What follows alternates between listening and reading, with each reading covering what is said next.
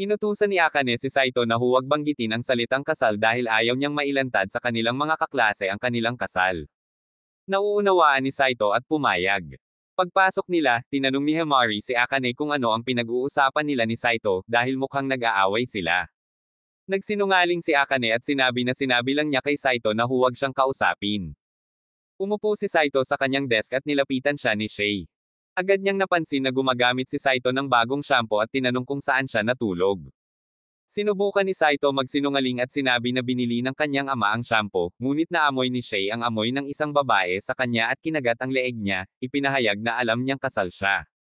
Inamin ni Shay na siya ay nag-imbestiga sa kanyang lolo at natuklasan ang lahat.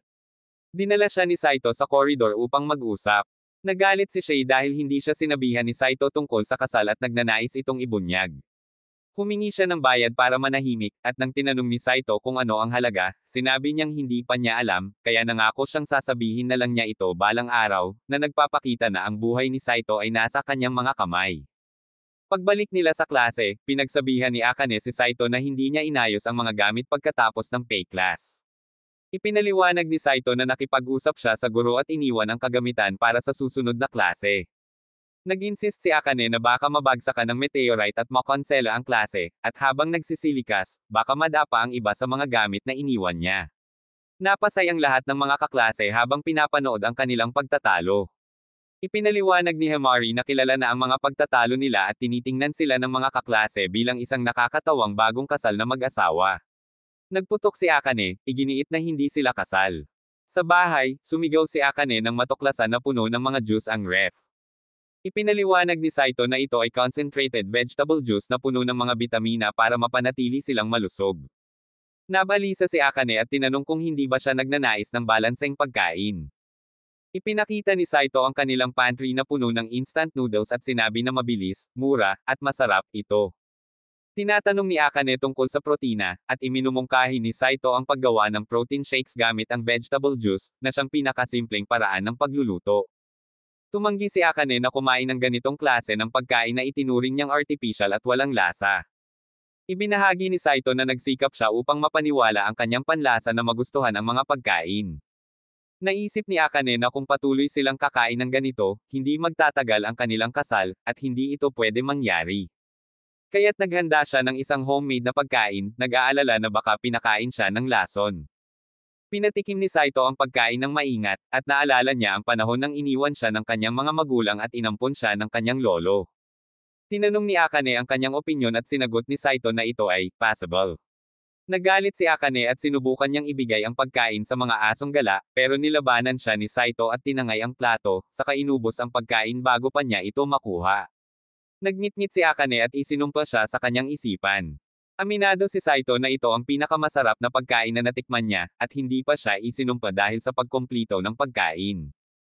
Kinabukasan, sinubukan ni Akane gisingin si Saito habang siya'y natutulog, pangarap pa rin ni Saito si Sho at humiling na matulog pa ng kaunti, at hinayla si Akane patagilid sa kama. Nahiya si Akane at ginaising siya ng malakas. Pinagalitan siya ni Akane dahil hindi siya naghugas ng pinggan matapos kumain. Iminungkahi ni Saito na gumamit na lang sila ng ibang mga plato at nangangako siyang huhugasan ang mga ito pag marami na.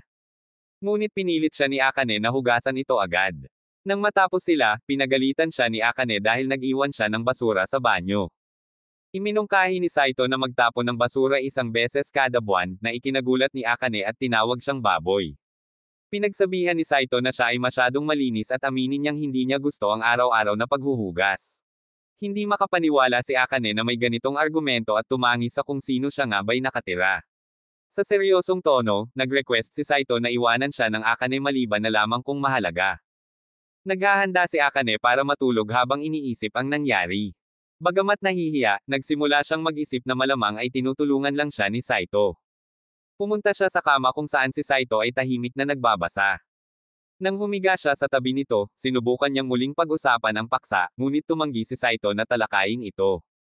Nalungkot at nawala ng lakas si Akane at natulog. Kinabukasan, napansin ni Himari ang kalungkutang nararamdaman ni Akane at tinanong kung anong nangyari.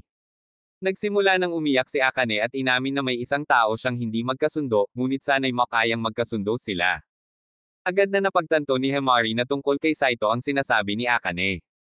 Agad itong itinanggi ni Akane, pero tinukoy ni Himari kung paano nakatawag ng pansin si Saito simula pa noong unang taon nila. Ipinagpilitan ni Akane na hindi siya makikialam kay Saito. Iminungkahi ni Himari na yakapin ang tao upang makabuo ng koneksyon, ngunit tinanggihan ito ni Akane at sinabing imposibleng yakapin ang tao. Ipinayo ni Himari na subukang unawain ang tao sa pamamagitan ng pag-uusap. Alam ni Akane na mas madali ito kay Himari dahil magaling itong makisalamuha at minamahal ng lahat. Tumutol si Himari at sinabi na hindi ito totoo, at ang susi ay hindi ang pagkapanalo ng respeto ng iba, kundi ang paggalang sa kanila. Samantala, nagla-lunch si Saito kasama si Sho, na napansin na malungkot ang kanyang pinsan. Sinabi ni Saito na pagod na siyang makaramdam ng pagkapagod at handa na siyang makipag-away muli sa kanyang partner. Iminungkahi ni Sho na mag-divorce sila, ngunit alam ni Saito na magiging walang saysay ang lahat ng pagsusumikap niyang mapamana ang Hojo Group. Inirekomenda ni Sho na magkakasundo na lang sila ni Akane upang maiwasan ang mga alitan. Sinabi ni Saito na imposibleng mangyari iyon dahil magkakabaligtaran sila. Tinutukoy ni Sho na ang mga tao ay mga hayop kaya't maaaring mahirap makapagkasundo, pero para sa kanya, ang dahilan ay tamad lang siya. Ipinayo niya na maghanap ng gitnang lupa at subukang unawain ang pananaw ni Akane. Pumayag si Saito. Tinanong siya ni Sho na buhatin siya ni Saito sa kanyang mga braso. Nang magtaka si Saito, sinabi ni Sho na pinapalambat nito ang puso ng kahit anong babae. Pagbalik ni Saito sa bahay, nagplano siyang makipag-usap kay Akane ngunit nakita niyang mas galit ito kaysa karaniwan.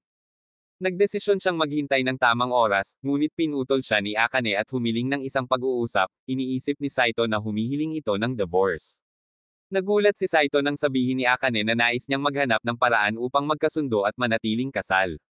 Nagupo sila sa mesa na may mga tasa ng tsaa, at inamin ni Akane na hindi niya gusto si Saito, ngunit sumang-ayon silang gawing mas madali ang kanilang pagsasama. Iminungkahi ni Saito na magtakda ng mga alituntunin upang mapagan ang tensyon at makahanap ng gitnang lupa. Nagustuhan ni Akane ang ideya at unang tinalakay ang mga gawaing bahay, na nagrereklamo na mula nang magkasal sila, siya na lang ang gumagawa ng lahat. Ipinaliwanag ni Saito na mas gusto niyang maghugas ng mga damit at pinggan kapag marami na ang naipon. Tinanggihan ito ni Akane, na nagsabing nagiging sanhi ito ng peste, habang tinawag ni Saito itong bahagi ng kalikasan. Ipinaliwanag ni Akane na kumakalat ang mga mikrobyo at nagdudulot ng panganib sa kanilang kalusugan. Naalala ang payo ni Sho, sumang-ayon si Saito na maghugas ng mga pinggan agad pagkatapos gamitin. Tinanong siya ni Akane kung may mga hiling siya, at ipinangako niyang makikinig. Hiniling ni Saito na magkaroon ng pasensya kapag magkasalubong sila sa kama. Inisip ni Akane na ibig sabihin nito ay tinatanggihan ang mga pagtatangkang hawakan siya, ngunit ipinaliwanag ni Saito na sobrang liit ng kama kaya't nahihirapan siyang gumalaw. Sumang-ayon si Akane, basta't hindi siya hinahawakan sa ilalim ng kanyang mga damit. Hiniling naman ni Akane na maglaro siya ng mga laro gamit ang headphones at malayo sa kanyang paningin. Sa huli, napagkasunduan nila ang mga patakaran. Idinagdag ni Saito na mas magaan ang relasyon kapag parehong nagsisikap ang bawat isa na ipakita ang pagpapahalaga.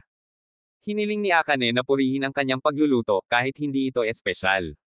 Tinanong ni Saito kung kailangan ba niyang gawin ito kahit hindi maganda, at ipinilit ni Akane na gawin ito dahil nagsusumikap siya. Ipinaliwanag ni Saito na ang pagtawag sa kanyang pagluluto bilang mediocre ay isang compliment, isang konsepto na hindi nauunawaan ni Akane. Bago matulog, ikinukwento ni Akane ang sitwasyon kay Himari sa telepono, na pinuri siya sa mga unang hakbang na ginawa.